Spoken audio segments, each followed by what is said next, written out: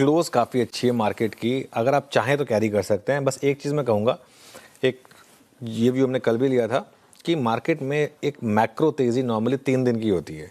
अब वो 3 दिन आप कहाँ से पकड़ेंगे? परसों वाले मूव को कि जो लास्ट क्या 1 घंटे में आया था उसको आप मानेंगे या नहीं मानेंगे? क्योंकि कुछ लोगों ने शायद सेंस कर लिया था कि ट्रेड डील आ रही है, या फिर कल से ही उसको मानेंगे।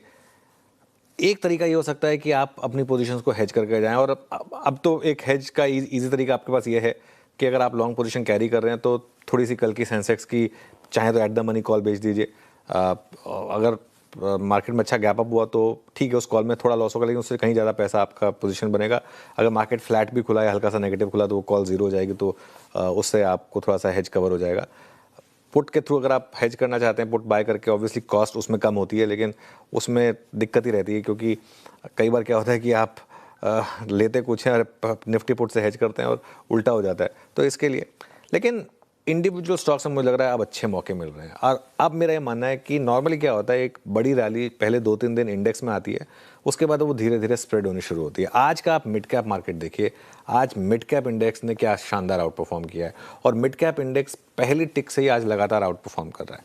और यहाँ पर देखें, अगर आप यहाँ पर मुझे लग रहा है अब जगह है, ये मिड कैप और स्मॉल कैप भी दिखा दीजिए। स्मॉल कैप में थोड़े रिस्क भी ज़्यादा है लेकिन अपॉर्चुनिटीज़ भी थोड़ी ज़्यादा हैं अब, क्योंकि स्मॉल कैप ज़्यादा गिरा था। लेकिन मिड कैप में मुझे लग रहा है कि थोड़े कम रिस्क के साथ ज़्यादा मतलब आपको अपॉर्चुनिटीज़ मिलेंगी। तो यहाँ से अच्छी क्वालिटी के मिड कैप्स लें, क्वालिटी का ध्यान रखें प्लीज़। ख़राब क्वालिटी के ले लेंगे तो फिर कोई नहीं आएगा आपको बचाने के लिए, वो फिर थोड़ा ना एक बार फंस जाएंगे, फिर थोड़ा कोई उसमें आपको बचाने आ रहा है। तो क्वालिटी का ध्यान रखें मिड कैप और स्मॉल कैप में जो भी लें। इंडेक्स पर मैंने कैसे कहा, हेज जरूर करें। अगर आप को इंडेक्स में कोई पोजीशन कैरी करनी है तो उसके लिए हेज करना थोड़ा सा ज़रूरी होगा।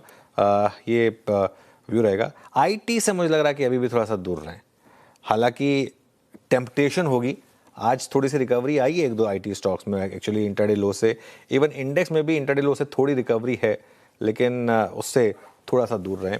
बस एक चीज़ मैं कहूँगा विरूप, मैं सच बताऊँ तो आज मतलब अब जैसे आज स्टॉक्स गिरे हैं आप आईटी के, है ना, अब इसमें ना मुझे कई बार जब थोड़ी सी इस चीज़ को लेकर एक सच बताऊं तो थोड़ी सी एक अजीब सा लगता है, शर्म सी आती है जब मतलब अब इसका भी अगर कोई इसमें अगर आप देखें, आज सुबह क्लियर था कि आज आईटी स्टॉक्स गिरेंगे। इसमें कोई रॉकेट साइंस नहीं है, मतलब हमारे व्यूअर के लिए फ़ायदा तब है कि इस गिरावट में आप क्या खरीद के पैसा बना सकते हैं नहीं बना सकते हैं। आई थिंक उसका जवाब किसी के पास नहीं है।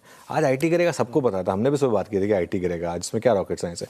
लेकिन जवाब मुझे जो ये जवाब दे देना कि 6 महीने बाद आईटी में क्या होगा, क्या इस गिरावट में बाय करके पैसा बनेगा या इस गिरावट में भी यहाँ पे शॉर्ट करके पैसा बनेगा, जो ये बता दे मेरे लिए वो हीरो है। तो लेट्स वेट एंड वॉच।